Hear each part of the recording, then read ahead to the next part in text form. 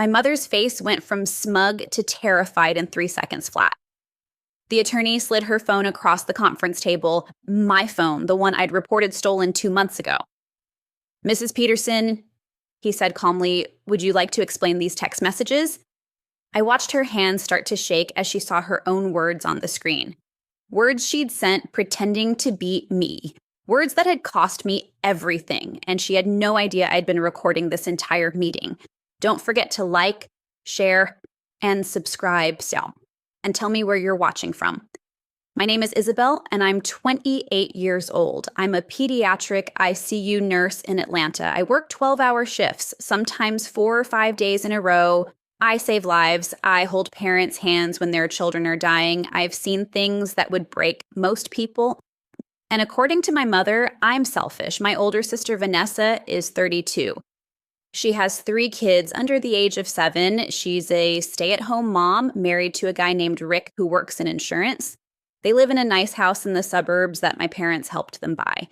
And Vanessa has never forgiven me for not organizing my life around hers. Growing up, I was the difficult one, not because I got in trouble, but because I had boundaries. I said no when I didn't want to do something. I chose my own path instead of the one my family wanted. I moved out at 22 and rarely came home. Vanessa, on the other hand, stayed close. Sunday dinners, family game nights, holiday traditions. She was the good daughter, and I was the one they worried about. But that wasn't the worst part. The worst part was that they weaponized Vanessa's kids, used them to guilt me into doing whatever they wanted. "Isabel, Vanessa needs help with the kids this weekend." "Isabel, you're their aunt. Family helps family." "Isabel, why are you being so selfish?" And for years, I tried to help when I could, but it was never enough. 3 months ago, I got a promotion, nurse supervisor for the pediatric ICU. Better pay, more responsibility, leadership position. It was everything I'd worked toward for 6 years. I called my mom to tell her. "That's nice, sweetie. Hey, while I have you, Vanessa needs you to watch the kids next Saturday. She and Rick have a wedding." I paused. "Mom, I just told you I got promoted." "I heard you. Congratulations." "So can you watch them?" "I'm working next Saturday. I'm on a 12-hour shift." "Can't you switch with someone?" "No, Mom. I'm the supervisor now. I can't just call out." Silence. "You're really not going to help your sister?" "I'm not saying I won't help. I'm saying I can't help next Saturday because I have to work." "Vanessa's going to be so disappointed." And she hung up. The text started that night. From Vanessa. "Mom said you refused to watch my kids. Really, Isabel? I guess your job is more important than family. The kids keep asking about you. I don't know what to tell them anymore." I responded calmly, "I didn't refuse. I have to work. I'm happy to watch them another weekend." She left me on red. 2 days later, my mom called again. "Vanessa found a babysitter, but it's costing her $200. I hope you feel good about that." "Mom, I was working. I'm a nurse supervisor in an ICU. I can't just skip shifts." Other people manage to balance work and family. I do balance work and family. I just can't drop everything every time Vanessa needs something. "You've always been selfish, Isabel, ever since you were a teenager." And she hung up again. I didn't know then, but I was about to lose much more than my mother's approval. A week later, I noticed something strange. I got a call from my dentist's office. "Ms. Peterson, we're calling to confirm your appointment cancellation for tomorrow." I frowned. "I didn't cancel. I've had that appointment scheduled for 3 months. Our system shows a cancellation was made yesterday afternoon via text." "I didn't send a text. I need that appointment." "I'm sorry, but we're fully booked now. The next available is in 6 weeks. I hung up, frustrated. It was probably just a system error. But then it happened again. My car insurance sent me a notice that my policy had been canceled. "Per your request via email," the letter said. I called them immediately. "I never requested a cancellation." "We have an email from your account, ma'am." "What email address?" They read it off. It was mine. "Can you forward me that email?" They did. The email had been sent from my account, but I never sent it. I thought the worst was behind me. I was wrong. Then I lost my apartment. I came home from a particularly brutal shift to find an eviction notice on my door. Failure to pay rent for 2 consecutive months. I immediately called my landlord. Tom, what is this? I set up auto pay. My rent is always on time. Isabel, you canceled the auto pay 2 months ago, and when I texted you about the late payment, you said you were moving out and to keep the deposit. My blood ran cold. I never said that. Can you show me the texts? He sent me screenshots, messages from my phone number, in my texting style, saying I was breaking my lease and wouldn't be paying the last 2 months, but I never sent them. Tom, this wasn't me. Someone has access to my phone or my accounts. I don't know what to tell you, Isabel. I already rented the unit to someone else. You have 30 days. I hung up and immediately checked my phone, my email, my bank accounts, everything. And that's when I noticed. My phone had been synced to another device. A device I didn't recognize. Someone had cloned my phone, and they were using it to destroy my life. I went to the police, filed a report for identity theft and harassment. They said they'd investigate, but it would take time. Do you have any idea who might be doing this? The officer asked. No, I said. I don't have enemies. I'm a nurse. I don't. And then I stopped because I did have someone who was mad at me, someone who thought I was selfish, someone who had motive, but it couldn't be. Could it? I called my mom. Hey, can I ask you something? What is it? I'm busy. Have you noticed anything strange with your phone lately? Any weird texts or emails? No, why? Someone's been impersonating me, canceling my appointments, getting me evicted. The police think someone cloned my phone. Silence. Mom? That sounds serious. I hope you figure it out. Her voice was off. Flat. Like she was reading from a script. Mom, where's my old phone? The one I gave you when I upgraded last year? I'd given her my old iPhone when I got a new one, told her to factory reset it and give it to Vanessa's oldest daughter. Oh, I think Vanessa still has it. Why? Because that phone would still have access to my iCloud if it wasn't reset properly. Long pause. I'm sure Vanessa reset it. Can you ask her? Isabel, I really don't have time for this. And she hung up. The truth hadn't even started revealing itself yet. I hired a private investigator, gave him all the information I had, the device that was synced to my accounts, the phone number the texts were coming from, everything. It took him 3 days. He called me on a Thursday afternoon. Ms. Peterson, I found the device. Where is it? It's registered to an address in Marietta, 428 Pinewood Drive. My heart stopped. That was Vanessa's address. Are you sure? Positive. The device is an iPhone 11, registered under the name Vanessa Hammond. It's been actively accessing your iCloud account for the past 4 months. 4 months, since right after I told them I couldn't babysit. I need proof, I said. I can get you detailed logs, texts sent, emails accessed, everything, but it'll cost extra. Do it. That night I couldn't sleep. I kept thinking about Vanessa, about us as kids. She used to protect me on the playground. She taught me how to braid my hair. She was my big sister. When our parents fought, we'd hide in her room and she'd tell me stories until I fell asleep. So when I was scared of the dark, she let me sleep in her bed, and for a moment, just a moment, I wanted to believe there was an explanation, that she didn't mean it, that this was all some horrible mistake. But then I remembered the eviction notice, the canceled insurance, the text messages sent in my name, and I knew. She'd meant every bit of it. The investigator sent me the full report 3 days later. It was worse than I thought. Vanessa hadn't just cloned my phone, she'd been systematically sabotaging my life. The report showed 47 text messages sent from my number to various contacts, 12 emails sent from my account, cancellations of my dentist, doctor, car insurance, renter's insurance, and gym membership. A message to my supervisor at work saying I was quitting, which fortunately my supervisor called me about before processing. But the worst part? The text to my boyfriend. I'd been dating someone for 8 months, a doctor I'd met at the hospital. His name was Marcus, and I really liked him. 2 months ago, he'd suddenly stopped responding to my texts. When I finally reached him, he said he needed space, that I'd changed and become volatile. I didn't understand what he meant until I saw the messages Vanessa had sent him from my number. I don't think this is working. You're suffocating me. I need to focus on my career. I don't have time for a relationship. Please stop texting me. She'd broken up with my boyfriend for me without me knowing. I sat in my car outside Vanessa's house for an hour, just staring at the windows, watching the lights turn on as it got dark. I could see her through the kitchen window, making dinner, laughing with her kids, playing the perfect mom. Part of me wanted to walk away, to just cut her off and never speak to her again, to avoid the confrontation, but another part of me was furious. She'd tried to destroy my life, and she'd done it from the comfort of her suburban home while playing with her children. I thought about confronting her directly, about knocking on her door and demanding answers. But then I remembered something my attorney friend had told me once. Never confront someone when you're emotional, do it when you're strategic. So I made a plan. I called my attorney friend Marcus Chen, explained everything, showed him the investigator's report. "This is criminal," he said. "Identity theft, fraud, harassment. She could go to jail for this." "I don't want her to go to jail," I said.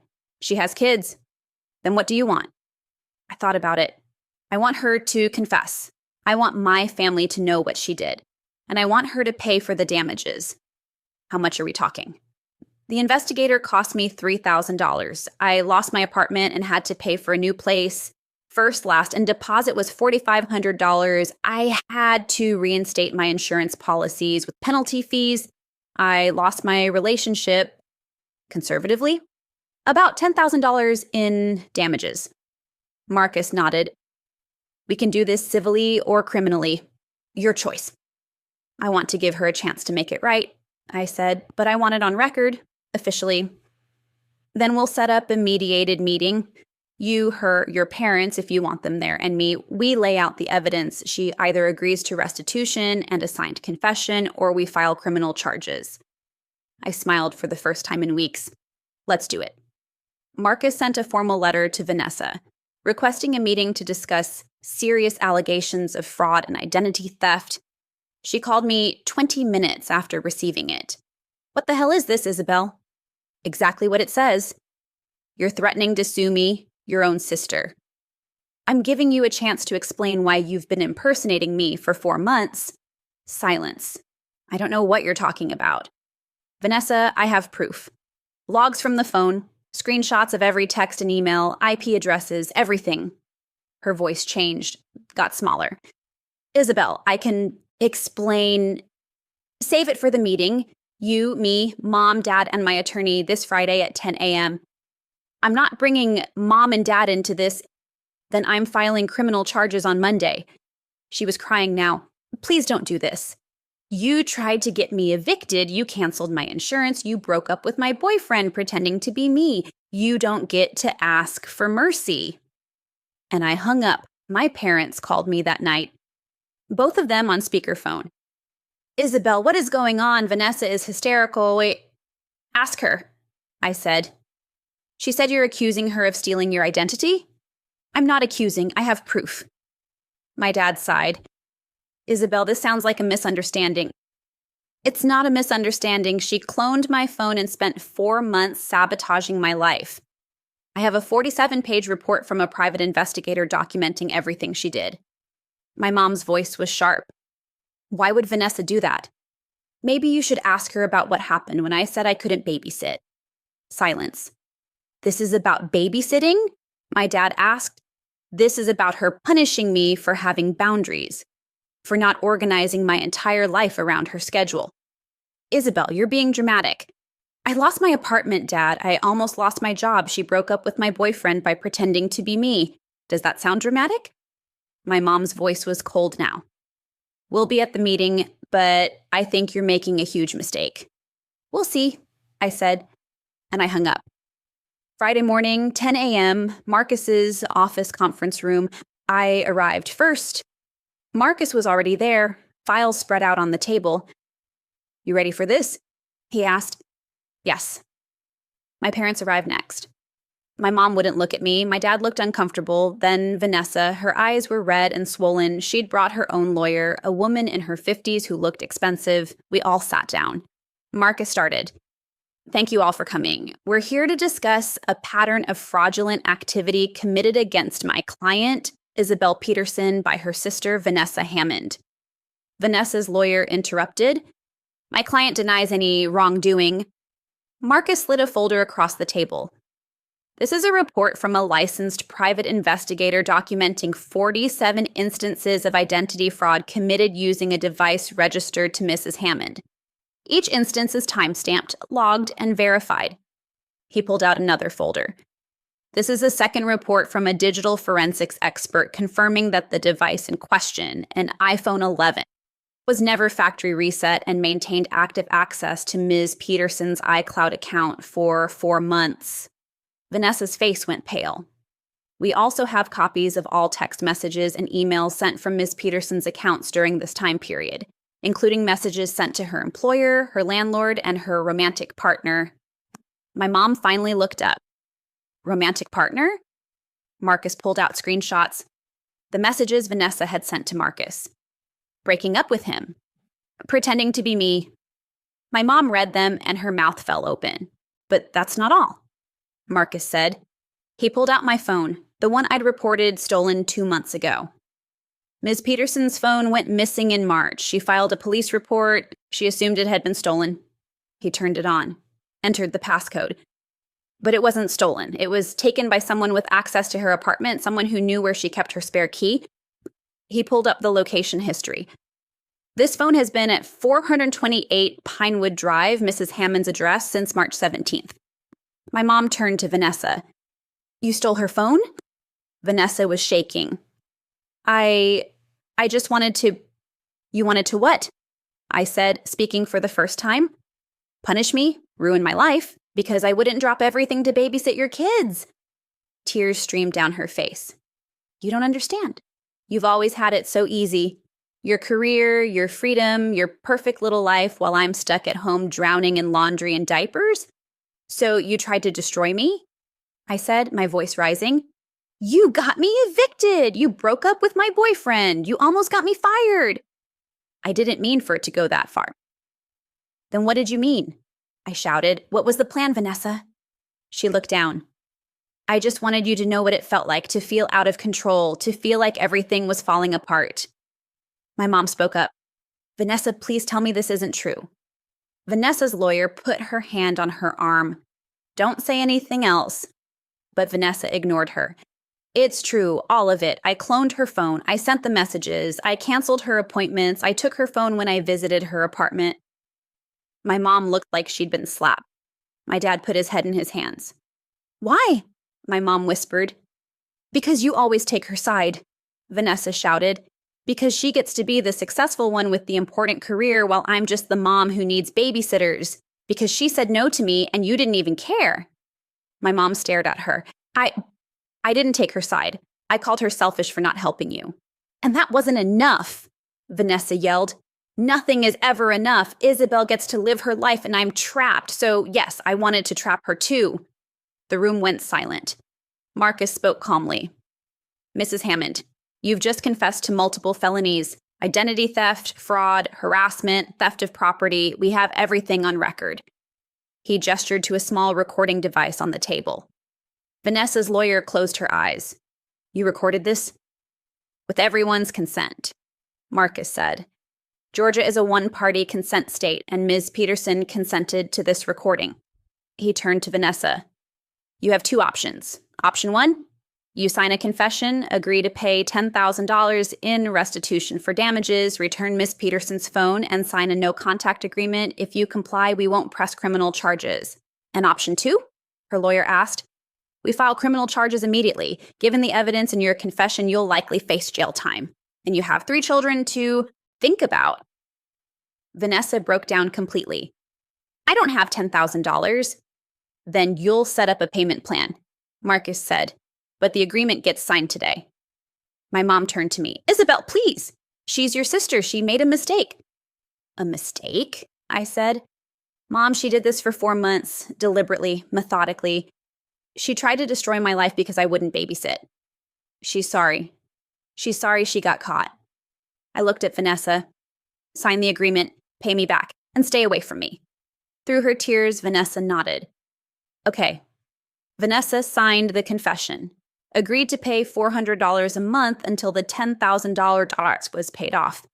returned my phone, signed the no contact agreement. My parents tried to call me for weeks afterward, begging me to forgive Vanessa, to work it out as a family. I didn't respond.